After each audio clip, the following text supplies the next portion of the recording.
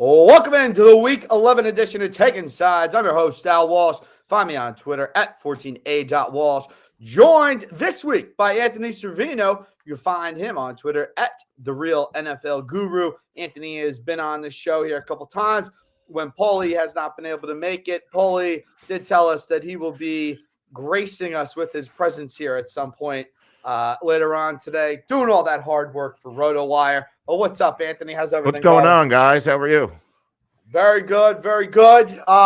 Week 11 of the NFL season here. We just got a little bit of late breaking news here. It was to be expected, but the Cleveland Browns at Buffalo Bills game will be moved to Detroit this weekend. Wow. If you were able to take the over there on that dipping total that went all the way down to 41 and a half. It has already gone back up to 48 and a half. Of course, the books got all that information before us plebs did. So I know a guy, Philly Godfather out there, one of the great follows out there on Twitter. Make sure you go find him out. But he was preaching on taking the over all week.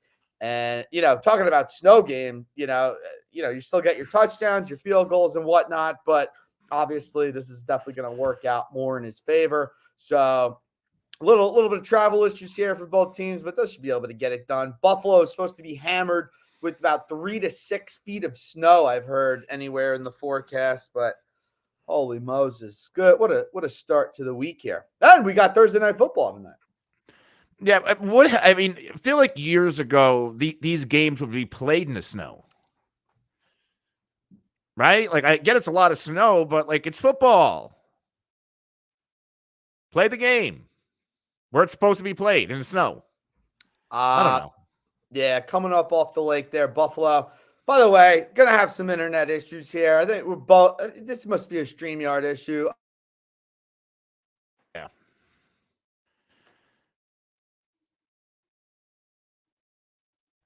This is absolutely brutal. I can't stand it. All right, let's dive into the games immediately here. Sorry if I missed what you said there, but StreamYard is going to give me an aneurysm before we kick off one NFL game this week. But let's start it out. Tennessee Titans at the Packers tonight. Packers 3.5-point favorites, 3 in some spots, 41-point total here in this one. Packers 6-1-1 against the spread in their last 8 Thursday night games. Tennessee's got some good trends of their own. 4-0 against the spread in their last 4 on the road. 4-1 against the spread in their last 5 as the underdog. Which side you rolling with tonight, Ant? Last week could have been a trap game because Aaron Rodgers only has 3 losses in his career against the Dallas Cowboys. He's a Cowboys killer. So who is this Green Bay Packers team? Because last week, they looked like the Packers team I expected from week 1. Yeah. So is it real? Is it make-believe? I'm going to trust against my own better judgment the Green Bay Packers here. And I think they could cover this spread. Now, depending on where you get it, I'm seeing -3.5 at PointsBet. I would take it at 3. I would buy the half a point and take it at 3. Because the Tennessee Titans, they have covered the spread in 1, 2, 3, 4, 5, 6, 7 straight games. So since September 25th, which was week 3, they have covered the spread every week. So I would buy this down to 3 points. Yeah, I didn't hear anything you said because cut out there, but I'm sure it was great. I'm probably gonna be sitting out this one tonight. 41-point total here. It's supposed to be pretty damn cold out.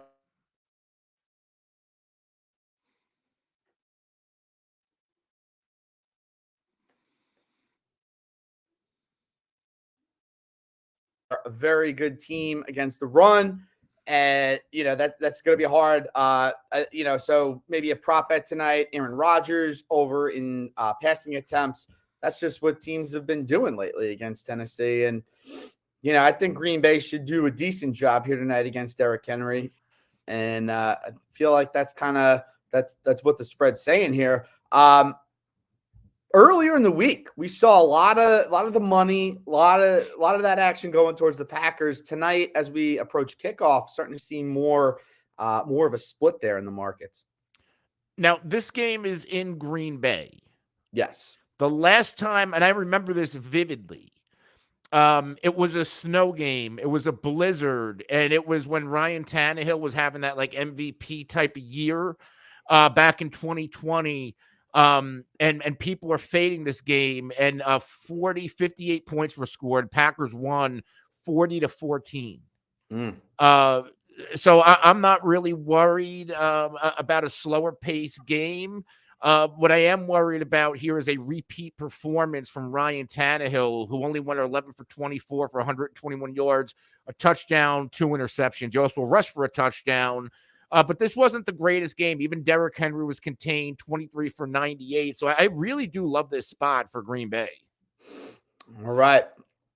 Yeah, as I mentioned, I'm probably laying off tonight. Gotta keep the money rolling for the World Cup, which we got going on next week. Let's touch on that at some point too, obviously, because I know you're a big soccer guy. I even did a little bit of writing here for Caesars, with the water cooler, which will be coming to your email addresses tomorrow. So make sure you check that out. By the way, props to Caesars today. We had a little Thanksgiving warm up today at the office. I didn't even know that Boston Market still existed, but wow. We got a Boston Market catered lunch today. Look at that. Yeah. I love Boston Market. It was very good. But the ham was phenomenal. And apple pie. People loving the brownie. I didn't have any of the brownies, but people were raving about them. They have like the best mac and cheese I've ever had from KFC's good. Boston Market's mac and cheese is phenomenal. Yeah, I definitely loaded up on the mac and cheese. I only went one plate, right? Because when you're at the office, you don't want to be that guy taking multiple plates. But I went pretty solid. I had turkey, ham, stuffing, mac and cheese, and mashed potatoes. I fit all little dollop of each. It was pretty damn good. Now I want Boston Market for dinner, and I don't even have one by me. Hey, listen, the world is your oyster, Anthony. You go and get it. And if not, I'm sure there's somewhere around there that does it. And if you can't wait, then it's happening next week. Thanksgiving, baby. I can't wait. All right, let's roll up into the Sunday slate. Philadelphia Eagles, the one-loss Philadelphia Eagles. The 72 Dolphins are still celebrating. But we've got the Eagles listed as 6.5-point favorite.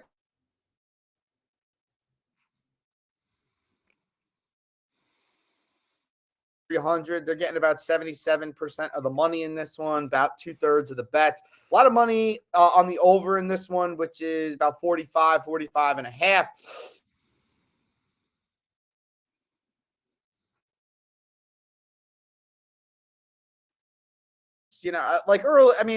Early in the week, I think they opened up as a 10-point favorite. And then after that Monday night performance, they kind of slid down there a little bit. But a lot of money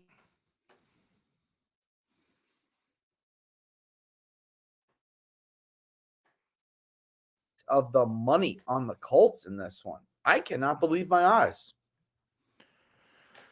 I'm not actually surprised on this game here.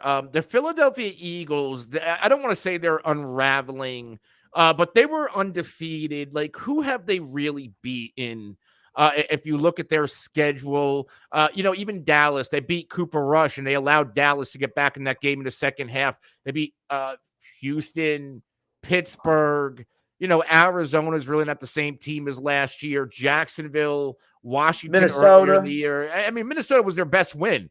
But like Detroit in week 1, they really haven't beaten anybody. And not to cut you off, I'm sorry, but the Minnesota game too, you didn't get 1 o'clock Kirk Cousins. Right.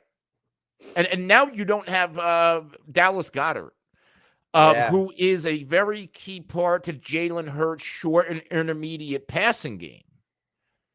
Their wide receivers are big play, outside wideouts, even Quez Watkins, they're 3. So I'm a little bit concerned here for the Philadelphia Eagles. They should beat the Colts, but I kind of like this spot for the Indianapolis Colts to cover, because if there's a weakness in Philly's defense, we saw Washington exploit it, is running the football. It looks like Jonathan Taylor's healthy and back to his old self. So if they can control this clock, I really do think the Colts can cover this point spread. Yeah, and also, too, big news, Eagles signed Ndamukong Suh today. So, after they got all those running yards racked up on them, they said, hey, we gotta solve that real quick. Good job there. They're trying to stack it up with all the stars there on defense now. But yeah, and then listen, Jeff Saturday getting the win out there in Las Vegas in that one. So this is a team that definitely has a little bit of renewed energy here. I think, this is probably a game that I will touch now.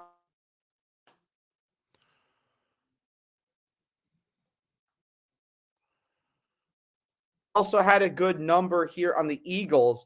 Damn it, I didn't write it down. Well, anywho, 1-5 against the spread in their last 6 on the road. 1-4 against the spread in the last 5 is the road favorite. But I did see a number. Listen, the number dated back so long that it kind of doesn't hold true to the current team. But have not been good on Monday night on Sundays after playing after a Monday.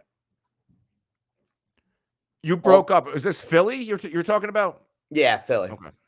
Yeah. The stream again, everybody. We apologize. Yeah, StreamYard. Yeah, I'm looking for a couple free months here. I know we only got maybe 1-2 months left of the season, but you got to be kidding me with this shit. And Optimum, you're on my hit list too, folks. All right, let's take it down to the Big Easy. We got the Rams at the Saints. Saints 3-point favorites here with a total of 39. In the markets here, Rams getting a lot of money there on the money line as opposed to bets in this one. It's about 50-50, slightly favor of the Saints. A lot of bets, a lot of money on the under here at 39. What do you like here in New Orleans? This is not the best game of the week because both of these teams are really limping in. No Cooper Kupp, significant loss. The Rams season is done anyway. There's a slight chance we see Matthew Stafford. On the other side, they're going one more week with Andy Dalton. Arguably, they should pull the plug on Dalton, bring back Jameis Winston. Regardless, this is going to be one of the more underwhelming games on the slate. I don't know if I want to touch this game.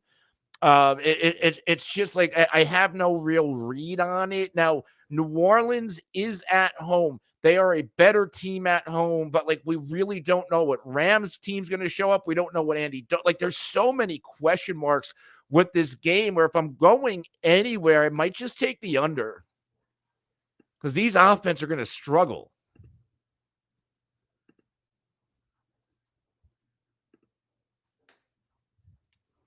Yeah, the goddamn stream. I'm going to throw my goddamn computer at the wall. That's basically what's going to happen. So I'm sorry. What side you going with here? I'm going to go with the under in this game. That's the only real side play I like here. Yeah, and Stafford's still out for this one, correct? I saw that there was a slight chance he plays. Okay. Which I don't know why. Yeah, Cooper Kupp, of course, with the huge injury, put on the injury reserve there. That certainly, we saw what this offense looked like with Adam in the second half there against the Cardinals.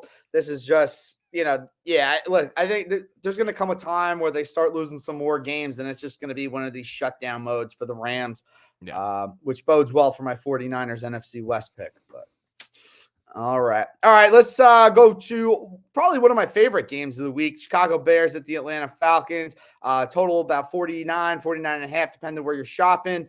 Of course, Bears taking a lot of bets and money here at +3. A lot of bets on the Bears money line here at +145. However,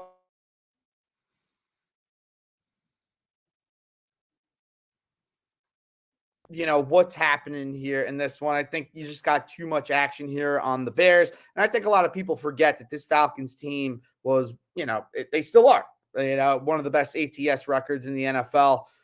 So I am definitely going to be rolling with the Falcons. I'm probably going to buy this down to -2.5, make sure that we get that 3-point win if necessary. But I just think that's the right play here, according to the markets. This is tough because the Bears offense, they look phenomenal, right? We're starting to see the growth and the development of Justin Fields. I thought they were in a prime spot to beat the Detroit Lions last week, and this Bears defense that did kind of play well earlier this year. When you move off of Roquan Smith, everything else kind of falls apart. I believe they also traded away Robert Quinn. So this defense is going to be an issue. And the Atlanta Falcons, 2 weeks ago, they were tied for first place in the NFC South. For what that's worth, they are and have been a competitive team. They covered a lot of point spreads, and when you're covering point spreads, there's a really good chance you're in the game. Like if you remember to start the year, they were 5-6-0 against the spread. Now they're 0-4 since, but again, like I think that this could be a nice little bounce back spot for the Atlanta Falcons to win outright. Yeah, I think so. And again, the markets, that's what they're saying. You know me, I love my markets, and way too many people on the Bears this week at +3, as they should be, right? Like, just looking at this game on paper, you would think that the Bears can rock in this one. But again, I like the way that the Falcons kind of, control that clock. And, when they're at home, I think they're going to have a little more confidence there, especially on defense. So we're rolling with ATL. We're going to do the ATL stomp on Chicago this week. All right. Washington Commanders coming off that miraculous win on Monday Night Football. 3-point favorites, 3.5. Again, depending on where you're shopping on the road here against the Houston Texans. We got a total of 40.5 on this one. Commanders taking a shit ton of bets, shit ton of money, as they should. However, Texans on that 3.5, getting 87% of the money. Good note here. Commanders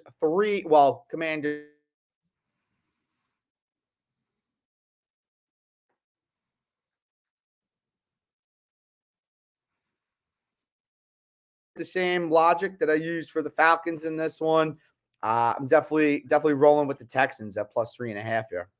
Yeah, this is another game where I'm going to attack the money line. I love the Commanders to win this game outright. Now, because you're picking the Texans, that's the reason why I'm going to go for the money line. I do see the Commanders winning, but what if they only win by 1 or 2 points?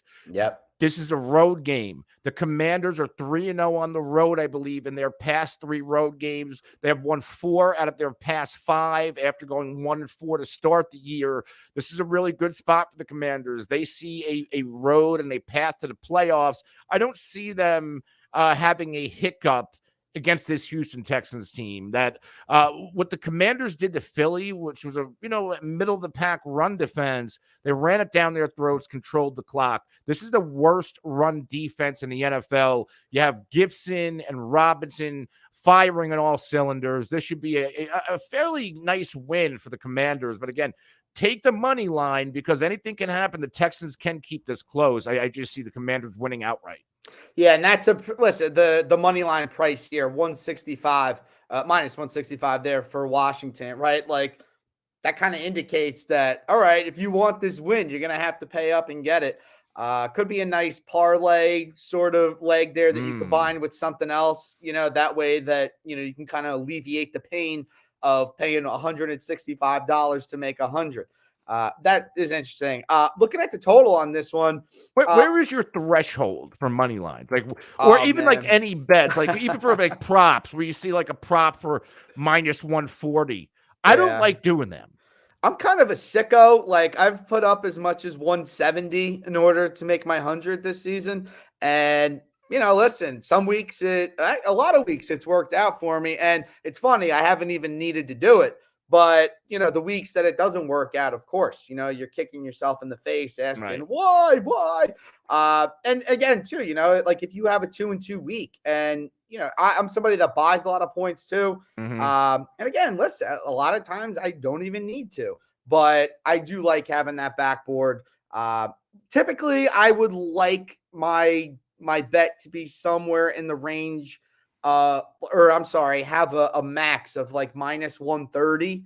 And, it's funny because it's like, all right, minus 140, that's not that much. All right, minus 150. And then before you know it, minus 180. But yeah, I think typically minus 130, minus 135 is where I'm a snob. I'm a snob. I don't like if it's not close to plus money, especially when I'm live betting, it's hard for me to pull the trigger. And it costs me money because especially when I'm betting live soccer and I'm waiting for that, it'll be at like minus 105. And I'm like, okay, one more minute, it'll be plus 100 for that first half goal. And then it hits. Yeah. So I got to be less of a snob, but like with player props, like I scoff at 125, and I need to stop because I'm leaving money on the table on locks.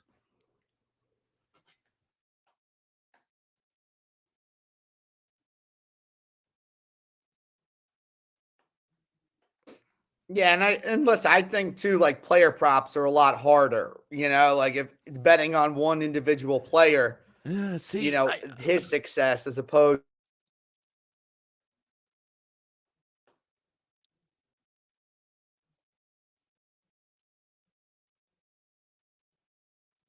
out there. But in terms of like player props and stuff like that, I'm probably like I would go. I like going for the under more in those two. I just feel like it's more really. profitable. Yeah.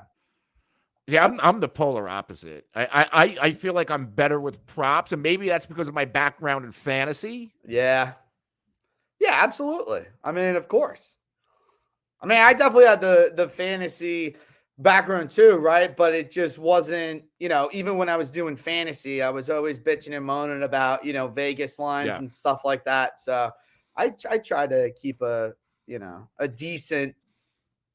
decent parallel between the two. But there's definitely a parallel with props and the total and fantasy. When you're doing your fantasy projections, you look at the total of the game. You want to target those players in a high points total. So yeah, it all correlates. Indeed. All right, let's go to Foxborough. Big game this week between the Jets and the Patriots. I feel like every game now in the AFC East is going to be a big game. But we've got Patriots -3, -3.5. Depending on where you're at, total 38 and a half. Interesting to note, Patriots taking about 80% of the money on the spread. However, it's the Jets getting 90% of the money there at about plus 150, probably the best price that you could do out there. So the Patriots won the earlier meeting between the two teams. That one at MetLife, and they forced Zach Wilson into a lot of turnovers in that game. Call me nuts, but I think this is Jets upset city in this one. I need to know why. A lot of people thought that this Jets team would kind of fall off without Breece Hall, but I think they're doing just fine. Michael Carter there, James Robinson getting a couple decent carries. We haven't seen a huge sample size of it yet, but I do you know the last time the Jets beat the New England Patriots? Go ahead, sorry. Do you know the last time that the Jets beat the Patriots straight up? Oh man, it's been a minute. I believe 2015. Okay. Like it's something, crazy where it hasn't been in the past 10 or 12 games. I just did this stat for an article at RotoWire. And Beautiful. Even when it comes to covering the point spread, New England has covered in 4 straight. Bill Belichick, if you look at Zach Wilson against Bill Belichick, it is terrible in the few 2 or 3 games that they have played. I'm on the Patriots all the way here, covering outright. You name it, I'm on New England, especially in New England.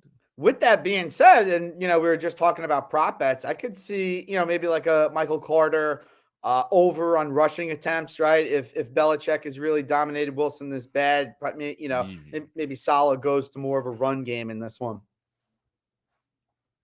So I can get down with that. All right. We're going to keep it in the local area here. We got the Lions at the Giants. This is another one of my favorite games of the week here. Giants. But before you, Zach Wilson again in 3 games against New England, 2 touchdowns, which came 2 weeks ago, 7 interceptions, 7 sacks. Huh. That's in 3 games. Yeah. Well, listen, 2 of those were last year. He didn't have the greatest time. I feel like he's doing a lot better this year, but I mean, listen, you can only go up from last year, right? Well, even 2 weeks ago, he threw for 355, but also 2 touchdowns, 3 picks, 2 sacks. I just, this is Bill Belichick. I think he's just going to crush Zach Wilson. I'm not a Zach Wilson guy. I'm not necessarily. I would like to see him do well. Obviously, love what he's doing off the field. I mean, great job, kid. You got everybody's approval on that one. But, it's still very early in his career. I'm not ready to write him off yet. So with the Lions at the Giants 3-point favorites here. Big split here on the bets to money. Giants taking about 60% of the bets, Lions taking 60% of the money. I looked at this game earlier. I don't know, on Sundays if you watch out, if you watch at home, but they have those betting boards out there and they have the lines on there. This line was initially Giants 1.5. And obviously, you're going to have whatever happened. Giants going to be the field goal favorite here at home. But I just felt like that spoke to me, and then now we're seeing the differential here. I like what the Lions are doing. Why not 2 road victories in a row for Dan Campbell? I mean, we've seen crazier in this NFL, but the New York Giants, and this is going back to last time these two teams played, 2019, a high-scoring game. Detroit won back in 2017. So Detroit has won 3 out of their past 4 games dating back to Eli Manning. But this is a Brian Daboll coach Giants team where it's every week I'm like, where is that letdown? Now, I get that they lost a couple weeks ago at Seattle. Seattle really dominated that game. But the Giants, but they're a good football team. Sure. What I'm saying letdown-wise is against a bad team, and we haven't seen it. Like the Giants pulled out the win against Jacksonville. They got the win against Houston. Now, these are close wins. Does that mean this is the week? Because Detroit could also keep it close. And they seem like, okay, in these close games, they beat Green Bay. They beat Chicago out of nowhere. I can see why you're painting the picture for a Detroit Lions upset special, and that would be their 3rd straight win. I just don't know if it's the difference here is Saquon Barkley against the worst or the second worst next to the Texans run defense in the NFL. Yeah. We saw what Barkley did last week against the worst run defense in the NFL. And they get like the second worst. Yeah. So let's not forget who's the Giants' next game. Do they get caught looking ahead? My Cowboys. That's right. The Thursday Thanksgiving game. So, that's definitely another factor to look at here. I do like that aspect of it. Pauly will be joining us shortly, folks. I know the people can't wait. I mean, if the stream was operating at a shitty level with 2 people, imagine what it's going to look like with 3. All right, so we are on opposite sides of that one. That's okay. That's why the show is called Taking Sides. But all right, let's go to Baltimore. A little down 9.95. Panthers at the Ravens. Ravens 13-point favorites here with a total of 41.5. We got bets 50-50 in this one. Ravens actually taking 61% of the money. Gonna have Baker Mayfield back at quarterback. Even though it's been reported that a lot of the Panthers players have been asking for Sam Darnold to get a shot because that's how much they hate Baker Mayfield. I think the Ravens are going to roll in this one. Although some interesting nuggets from here. Ravens 1-4 against the spread in their last 5 following a bye week. And then also 0-4-1 against the spread in their last 5 at home. Yeah, the Ravens are like the worst good team in the league, I think, because in the past they blow out bad opponents. We're not really seeing that right now. But in theory, it's home. This should be a game where the Baltimore Ravens steamroll and cover a fairly large point spread at 13 points. Baker Mayfield against the Baltimore Ravens in his career, remember they played each other a lot. He's 3-5. He won the last time against Baltimore a couple of years ago. That could have been a game where Lamar, that's why I know Lamar missed some time at the end of 2021. So who knows if Lamar was even in that game. But before that, 4 straight losses as the Browns quarterback. I think the Baltimore Ravens, the key here, Roquan Smith, that was a trade to, the worst part of this team is, defending the run. They're getting Roquan Smith in his second game with the team. The Panthers, they do really well is run the football with Donta Foreman. This could be one of those matchups where Baltimore just swallows up the Panthers.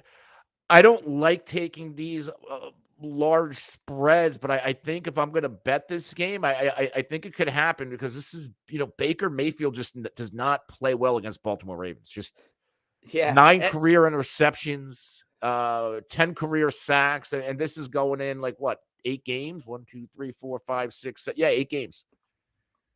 Yeah, and remember one of those games was on Monday night. They had that shootout, and I think the Ravens were like they were either covering or like pushing or something, and then they did that wackadoo play at the end where they got the safety, and it ended up covering the spread there for the Ravens.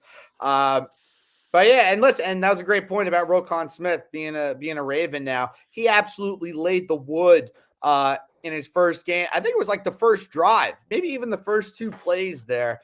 He just came right out and just hammered Kamara there early on. So interested to see what they got in store for him coming off the bye week. Obviously, going to have a little more familiarity with the playbook now. So, that should be all good news for the Ravens, we hope. All right, closing out the 1 o'clock window. As we mentioned earlier, the Browns at Bills game will be moved to Detroit, but Bills are 8-point favorites in this one. And that total, which was once at 41 and a half, well, went all the way back up to 48 and a half because we will be playing indoors now. Interesting to note here, Bills, 6-2-2 against the spread in their last 10 after a loss. However, Browns been a much better underdog, 5-2 against the spread in their last 7 in that regard. They did not help me out last week because the Dolphins kicked their ass. And here's Pauly Parlays just in time for the final game of the 1 o'clock window. But Pauly, we'll get to you in one sec here. We just got to find out here about what we're doing here with this Browns Bills game. You want me to go? Yeah. Before this game was moved, I was all into the Cleveland Browns because I believe if in a snow game, the Cleveland Browns beats the Buffalo Bills because they have the better rushing attack. And on paper, the Buffalo Bills, looks like they have a good running offense, but that's all on Josh Allen. They cannot establish the run. They turn the football over a lot. We don't know how healthy Josh Allen really is. So if this was in the snow, I really liked the Browns to cover, and they still can because they can still run the ball and control the tempo of this football game. But now that this is moved to Detroit, I think this plays into the hands of the Buffalo Bills. It's on a fast turf, big play wide receivers. The Cleveland Browns defense, I don't know what the hell is happening here, but this is one of the worst defenses in the NFL. The second most points conceded this year against the second highest scoring offense. This should be a bloodbath now that this is no longer evened out in the snow. Yeah, that's it. So I'm looking at the numbers here. 1, 2, 3. Yeah, we've had about at least 43 points in each of the last, at least 43 points in every game for the Browns this season, which is pretty incredible. So their defense wasn't as bad last year, right? No, they have a lot of talent. I'm going to be a jerk, and I'm going to take the over just because of the movement that we had back and forth. I'm going to roll with it. Pauly, welcome in. Pauly's been a little under the weather here. I still am from show sponsor Cough Drops. Oh, look at that! Look at this guy. And I got my Powerade here, not Beautiful. Gatorade. So just to hydrate. Anthony, thank you for filling in for me today. I don't think I could talk for an hour, which is why I said I'll pop on, say hello, give you my best bets, which have been worst bets recently, and we'll go from there. All right. So also, no, I hear you're talking about the Buffalo Cleveland game. Yeah. Have they officially moved it yet? Yes. Because here's what doesn't make any sense to me. You're telling me that the NFL Players Association is letting the Bills play on Tuesday and then Thursday? They're a Thanksgiving game at 12:30. There's no way that the game is on Tuesday. No, the game is Sunday. But it's Sunday in Detroit. Oh, they moved it to Detroit. Okay. Yeah. I didn't even realize. This is beautiful. Buffalo can just stay Buffalo there. Buffalo gets to stay there. Oh, this is great. I thought that they were moving it to Tuesday in Detroit, and I said they're not going to play twice in 3 days in Detroit. But they could play twice in 5 days in Detroit, I guess. It would essentially have been 2 games in 2 days, right? So if you're playing, it would have been Tuesday night and then Monday after, and then Thursday afternoon, which is crazy, right? Yeah, hell yeah, goodness. So gracious. the game is in Detroit, but it's happening on Sunday. Correct. Oh, great! I took the under 41 when there was the snowstorm. So I have my first bet of the week is already a loss. Nice. Yeah, well, that'll happen with this lifestyle. It's okay. What do you got going for the rest of the 1 o'clock games? Let's see, 1 o'clock. So I was listening on Twitter a little. I took the Giants -3, which means they're going to lose because I'm betting on them like automatic. That's the blitz there. Hey, by the way, one of the points that I brought up to Anthony could be a look ahead spot here for the Giants with the big Thanksgiving game at Dallas looming. Very, very possible. I took the Saints -4. I don't know if you guys got to that game yet. Pauly's frozen. Anthony can hear me. It's you. Yeah, you no, can I never can hear me. you. Yeah. Al always tells me I'm frozen, but it's him that's frozen. Ant, did you guys talk about Saints yet or no? Yes, we did. Where are you on in that game? If I'm even going to touch that game, I'm looking at the under, just because I don't trust either team. Matthew Stafford is kind of, it looks like he's going to play, but how effective is he going to be? There's no Cooper Kupp. He's on IR. The Rams offense is severely one-dimensional and is being played in New Orleans. So in theory, New Orleans should win this football game. But on the other side, how much can we trust Andy Dalton? They're considering pulling the plug on Andy Dalton. They probably should, but they're not. So this game could really go either way. So I do think the under is the play. I don't know how the hell the Rams score any points. Right, and that's why I like the Saints. It's really just a bet against the Rams because Kupp is their offense, and he's not going to be there anymore. Like even if Stafford's there, Swaronic is going to be Allen Robinson, one of the, possibly the second worst free agent wide receiver signing next to Kenny Golladay in recent memory, at least so far. Kenny Golladay. Did you see that? You guys saw what he did last game, right? Oh, yeah. 2 targets, 2 drops. Like, oh my God, the second one was just like that bad. Or he literally he tried not to catch it. It was so bad. And I love the meme that came about with the kid who just yelled, "Do something," and I was just like, "That's exactly correct." But is he trying to play himself out? I think that because look at Kadarius Toney took a little shot. Like Kadarius Toney tweeted out or took a shot. Oh, look, I'm healthy now. Well, also you guys saw what Kelsey said about Toney, which is like, as a Giants fan, I hate it. As a Kadarius Toney fantasy owner, I love it. Yeah. But he literally is just like, how did the Giants let this guy out of the building? He's amazing. Well, if you're a fantasy manager of Kadarius Toney, did you hear the news?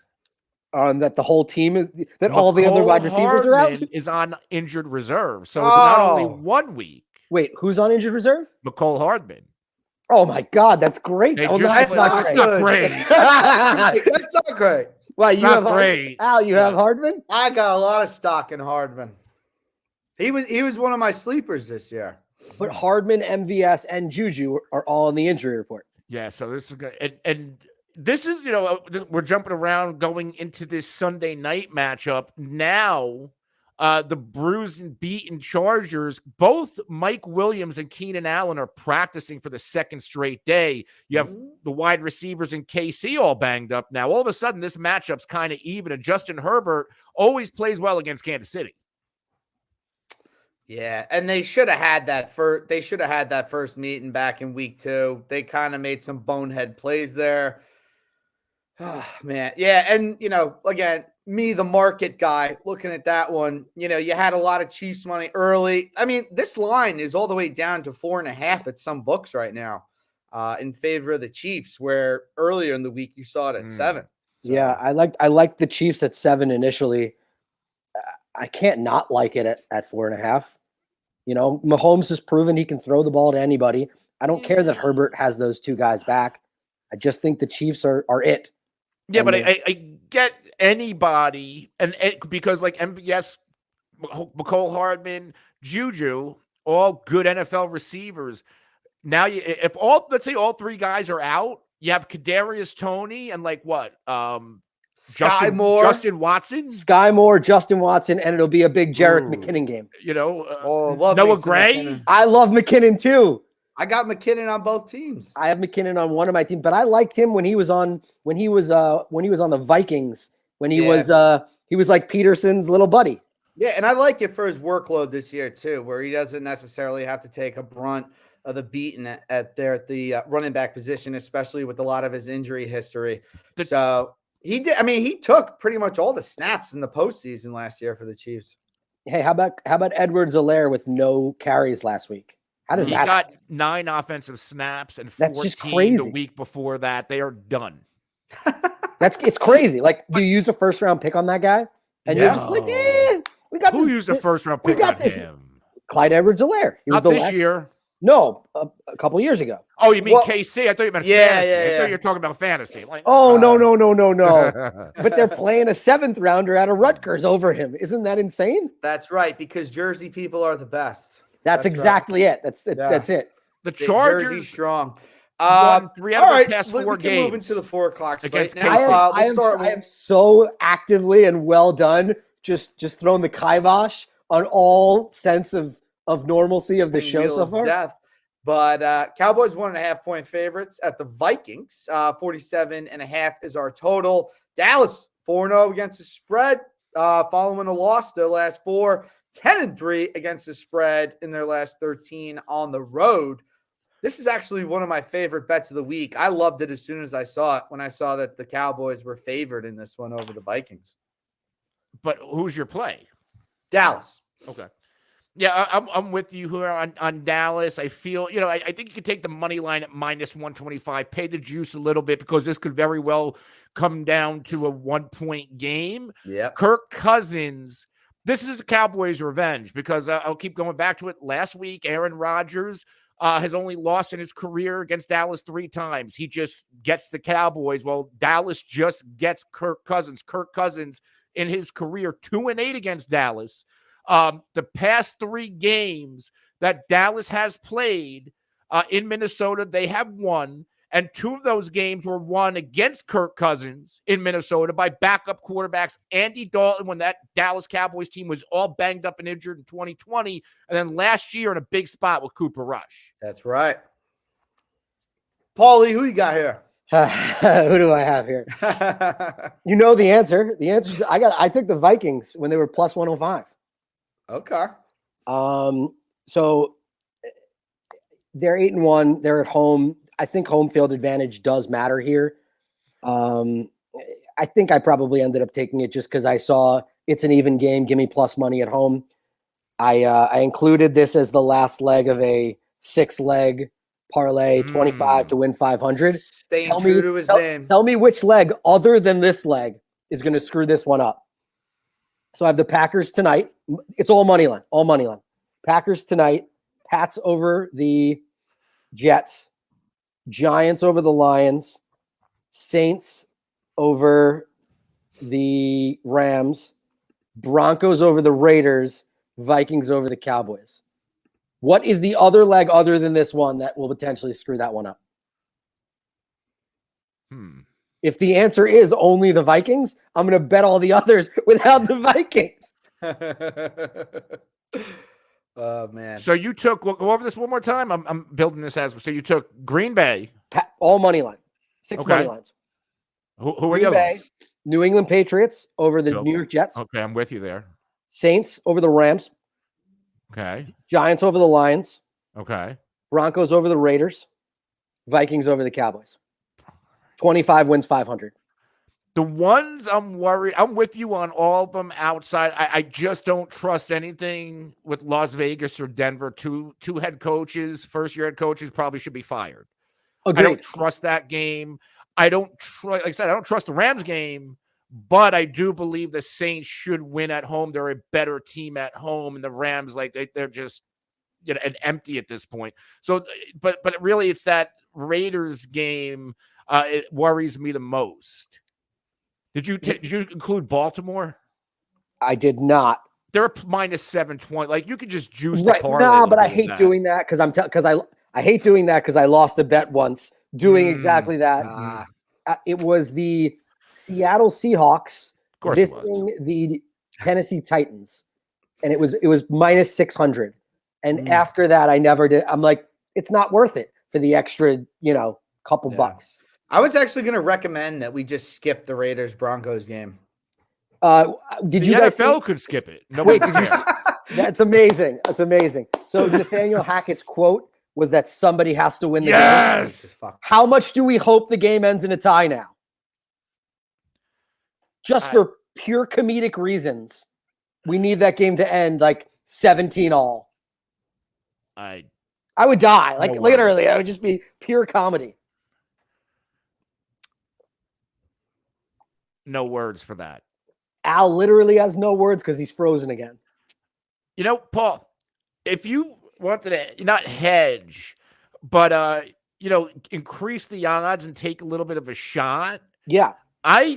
There's something about this Chargers-Chiefs game. Chargers plus 190 money line. If you add that to that parlay, it'll juice it up to plus 4,000. I mean yes, but the Chargers are 2-2 in their past 4. They've covered the spread in 3 out of their past 4. So you could even take them to cover and still get it brings it up 1275. But so the big thing is the thing is I want to eliminate risk, but I want more value. I agree that the Vikings could lose this game. So I'm okay removing that where then it's 5 legs instead of 6. You know what I'm saying? Like it's figuring out, do I make maybe a larger bet that doesn't net as much just because it is more than likely that a 6-leg parlay is going to lose. We all know this. We play it because you see the outcome of, ooh boy, look what I get, Do you ever build like a parlay with every game and throw $1 or $5 on it just in case? Because you see it going around Twitter already. The book I use maxes me out at 6. I wish I could do that because that would just like there's no way I'm ever going 15-0. Like it's feasibly impossible. But you never know. We always talk about this. These guys every week that are like, oh, I got like 3 guys that scored 2 touchdowns. I don't know how I did it again. I can't pick one guy who scored 2 touchdowns. I hit a 4-touchdown parlay last week. Beautiful. Tell me about it. I love that. It was I always there was always one leg where I always like one leg off. Derrick Henry got me in a few in the early games, but in the second set I had Devontae. It was Josh Jacobs, Tony Pollard, Aaron Jones, and I forgot who the 4th player was, but they all hit. And then I had another one where all I needed was Allen Lazard. Oh, so the Christian Watson coming out party ruined that one. Pretty much. Oh, that was a brutal week for Lazard. Right, because he only threw to Watson because the guy was on that last overtime play where he broke like a 35-yarder. I took the FanDuel boost where he needed to get it was CeeDee Lamb, Devontae Adams, and Lazard to all get 40, and he hit that bet on that last overtime play. Nice. Yeah, I had Packers money line last week, so that was a nice little come from behind. Oh, did you guys hit on the Devonta Smith bad beat that ruined a lot of people's days? That was not so that bad. I was one of them. One of my best friends sends me a screenshot immediately. He goes, he was at 52. He ended up at 39. I had him at 40 plus. And then I just see it in my Twitter feed over and over again of, tens of thousands of people who all had that. There was a guy at Caesars who had he had Commanders to win by, I think it was like 7-12 or something like that, and they were up 5 on that final play, and he gets it, and I think it was something like plus 1,000. So he had himself a day. Caesars is just bleeding money, like after the Mattress Mac thing, and then shit like this. Mattress Mac went all over though. He didn't just chastise Caesars. Well, it was still $30 million that Caesars had to give out. Yeah, you guys saw that. I don't think anybody's getting a Christmas bonus. We got Boston Market for lunch today. Love Boston Market. Right? Little Thanksgiving preview. The Boston Market macaroni and cheese is elite. I just said that. I said the same thing. Anthony, my man. It's like you have that and the cornbread and give me a little of the chicken. I am so happy. Oh, I forgot about the chicken. Yes, I had. I like the meatloaf. The meatloaf did not have meatloaf. The meatloaf is a little it's a little too hard for me. I wish it was. I like a crusty and like meatloaf. the sauce on top is like a ketchup.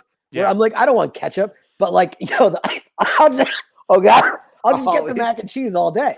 Paulie's losing it. He's losing it. So we've decided that when we all get together, we're going to Boston Market together. That would be amazing. I don't even know where they got the Boston Market from. Like, I don't even know where one is. I didn't even think that they existed outside of Boston. Oh, dude, they're all over Long Island. I have one on 37 going to Seaside. It's the closest one, I think. I totally might go get this for dinner now, guys. Now I want.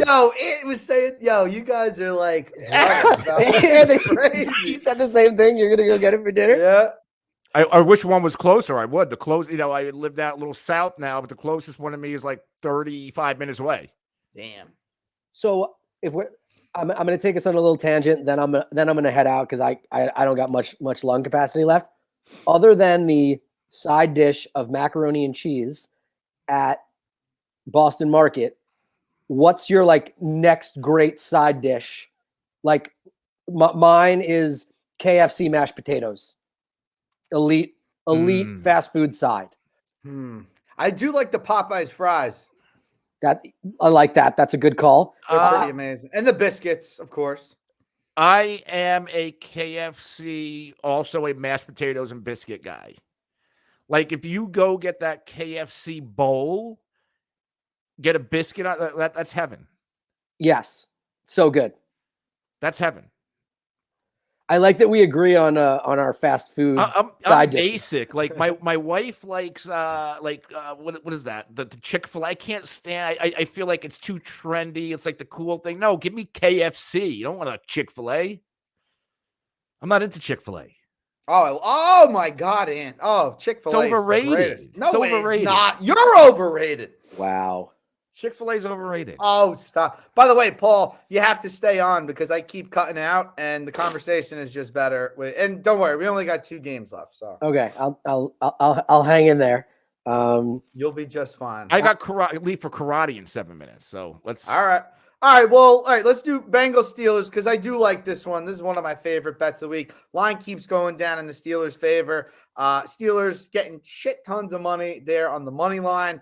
Whereas a lot of bets going on the Bengals in this one. Wondering how you guys feel about it.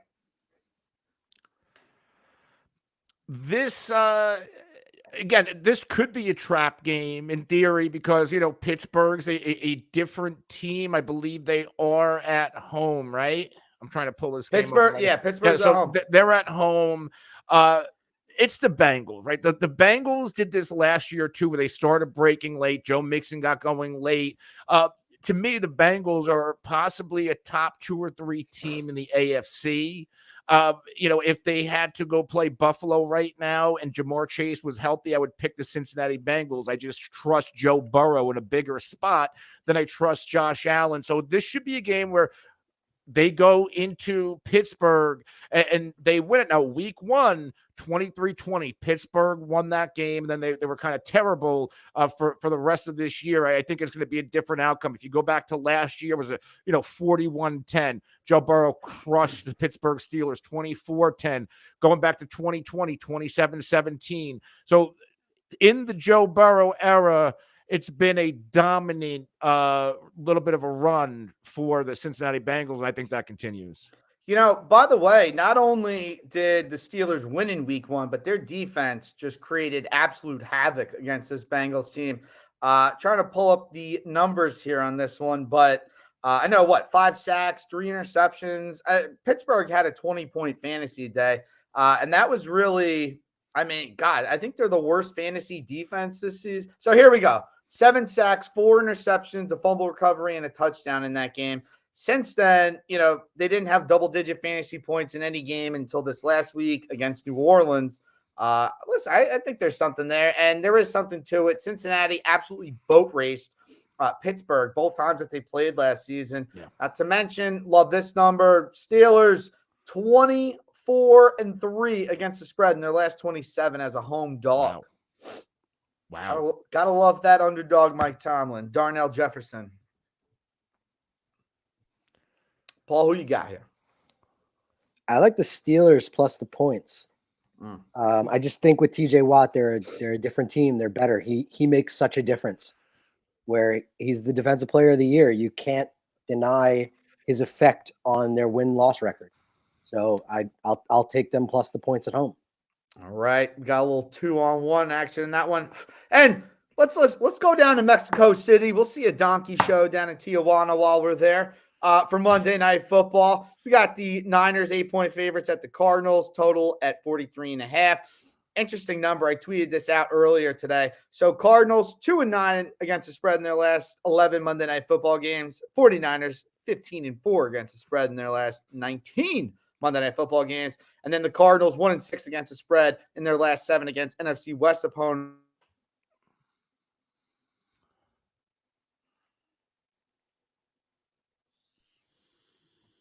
And yes, I know I cut out there at the end. 5-0 for the Niners in their last 5 against the NFC West.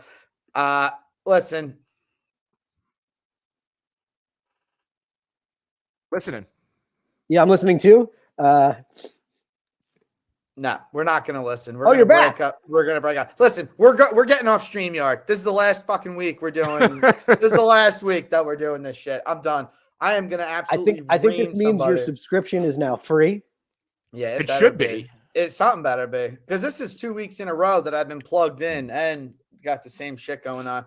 But obviously, I think Niners right spot here. They absolutely I took them 6.5 last week against the Chargers, and Robbie Gould misses that extra point late. Not to mention they can't stick the ball in the end zone with the 1st and goal to go there, and they settle for the field goal there.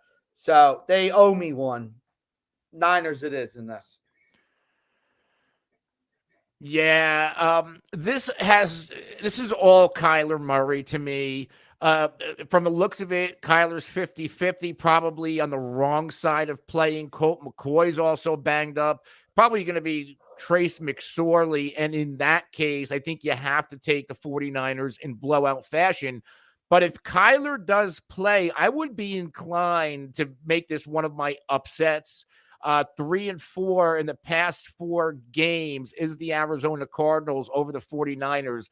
They also swept them last season, but then that's a Kyler Murray team. It's a very different team.